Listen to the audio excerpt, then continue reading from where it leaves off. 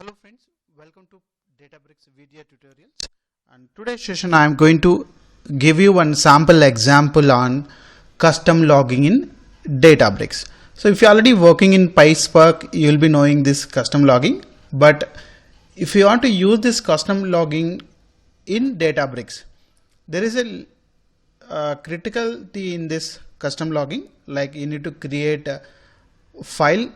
That file, when you are creating in dbfs or any blob storage, there is some errors we are getting.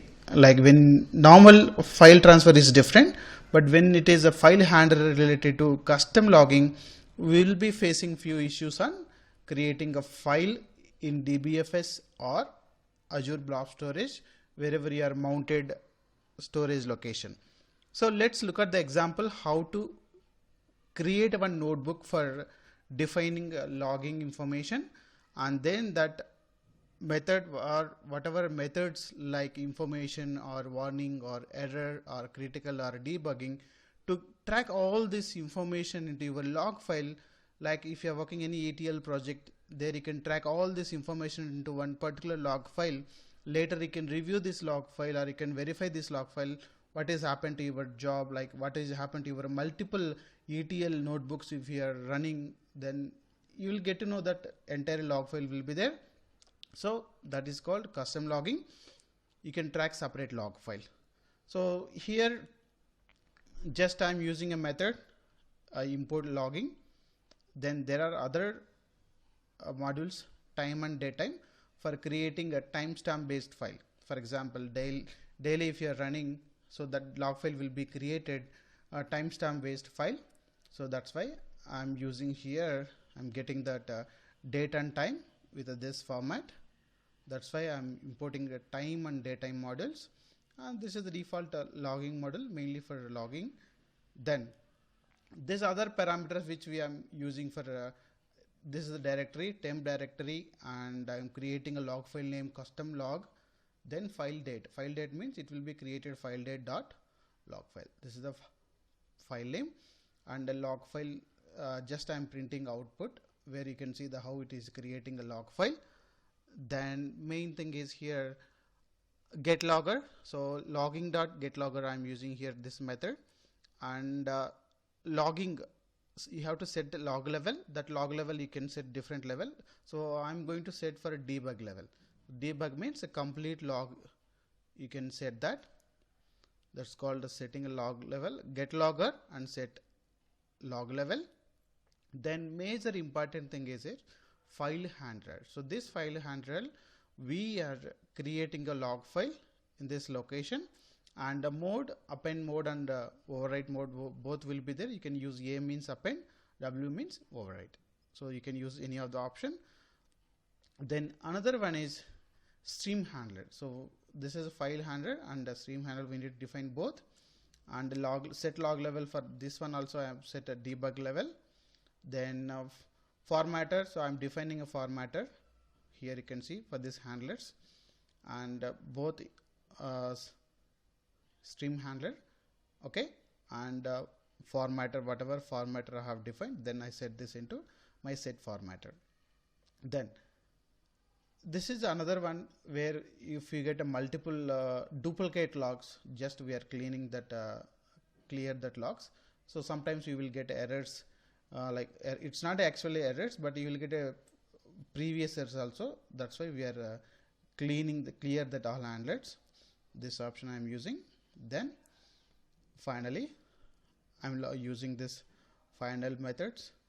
Then this custom logging notebook, you can use any of your notebooks and you can create a log file. Just I'm running this.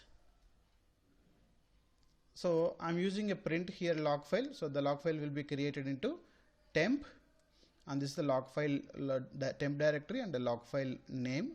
Here you can see. Then whenever you are writing anything, like just another notebook I have. So this notebook, just I'm triggering that notebook here. If you look at this, yeah. So this is a log file, it is created. So we can call one notebook into another notebook using a run method. So this is the run command is available, and just you can mention that wherever it whatever the notebook is available, that location, or if it is both are available in same folder, just you can mention that file name with extension or without extension, it will work. .py you can mention, or without py also you can mention. Then so just this is the log information. I'm going to log into my this log file. Just run this. See here, this is all the log. Okay, and here you can see log, this all information it is logged with the date, time, and logger name. So this logger name, whatever is a custom log, I have defined here, right? This is the one. Get logger, I have defined this name, the same name it is coming here. Then remaining whatever we are using this, here you can see info level, debug level, error, warning, critical. Just run one example. Okay, then there is another one I am using here, shutdown. Whatever we are using this, end of this, if we shut down, then only it will be created log file. Until that log will be there in memory. Okay, so we created a log file, right? So that log file here. Okay, so I'm running another example. What I'm doing here, there is a two variables, one is number, another one is string, then I'm adding this two. So whenever you're adding different data types, it will throw exception. So that's why I'm tracking this exception and logging into error, whatever error message, then finally I'm shutting down my logging method. Just run this. See here, unsupported operator type plus int and string, because whenever we are doing addition with the different types of data types, it will throw error. That's why I'm tracking this exception. So this log and above these all logs should be created into this file. Okay, this file. So what we can do, just I'm copying that file into my file store custom logging folder, just using db utilities command. Just I'm moving that file, so it's done. You can verify that a file is moved or not using ls. Here you can see the file is moved to custom logging folder, and the size also here you can see.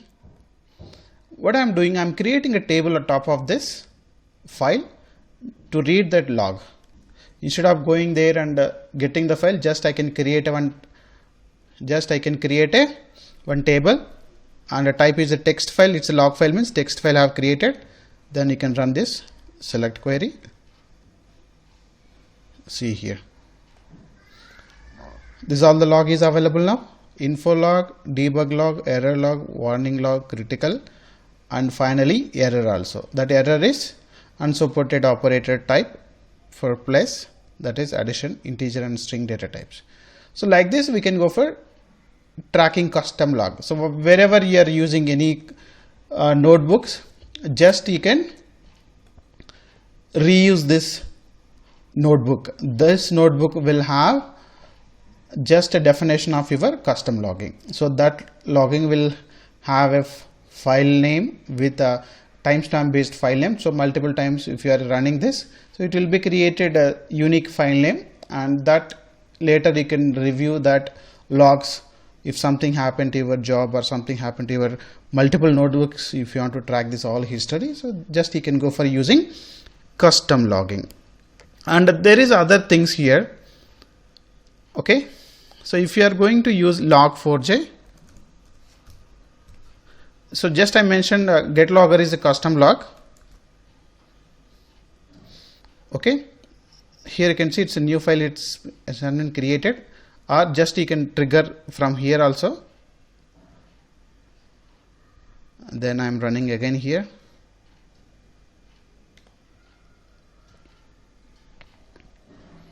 I'm running, shutting down. Then again I'm copying this file. Okay, just you can re-verify that file, new file has been created or not. So now you can see new file has been created. Now you can verify the table. The table is having the latest log file, so it is not available.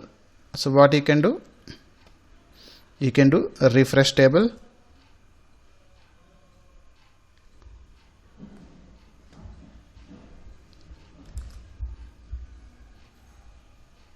Now you can see both log files data is available. Okay, and initially we set the name called as getlogger custom log. Now I set the name called log4j. So whatever name you define there, so you will get that. Okay, and there are few issues you will get. Why? Because in Databricks, whenever you are using this file handler, you cannot store directly into DBFS location. Okay, have you verified this? I am storing into temp. So if you specify into DBF location, it will throw error. So you cannot store that. So that's error. So then what you can do, you can go for blob storage. There you can mount the location and you can use that. So instead of that, what I am doing, just I am storing into temp, then I am moving that, okay, location to DBFS location. For example, this is my DBFS location. Okay, if I specify this into my logger, it will throw error.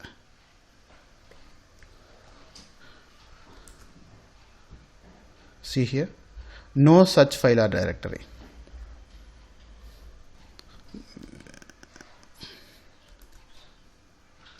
See here, no such file or directory. It will throw error.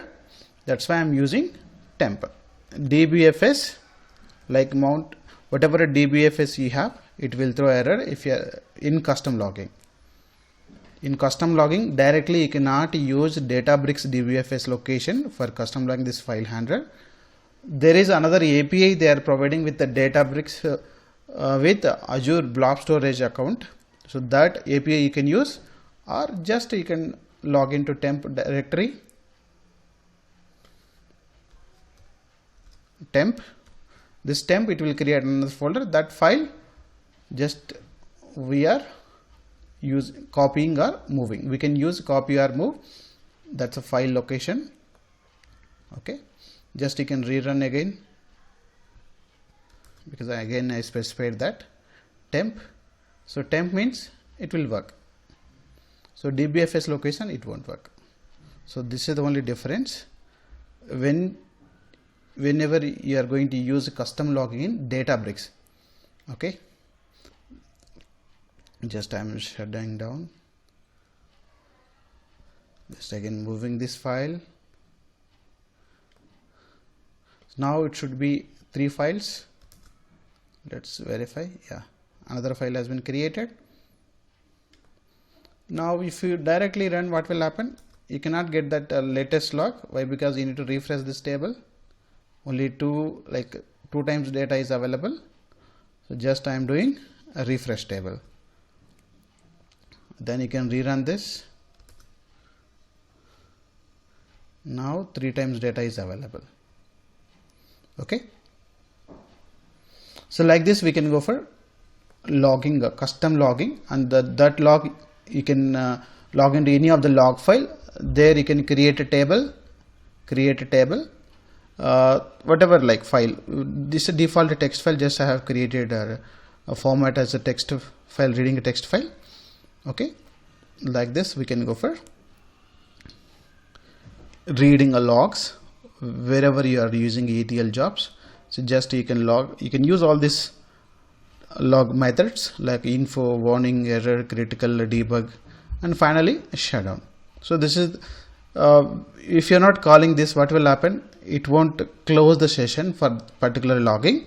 So whenever you are ending this your particular end-to-end jobs, end of this job, you can call this one shutdown.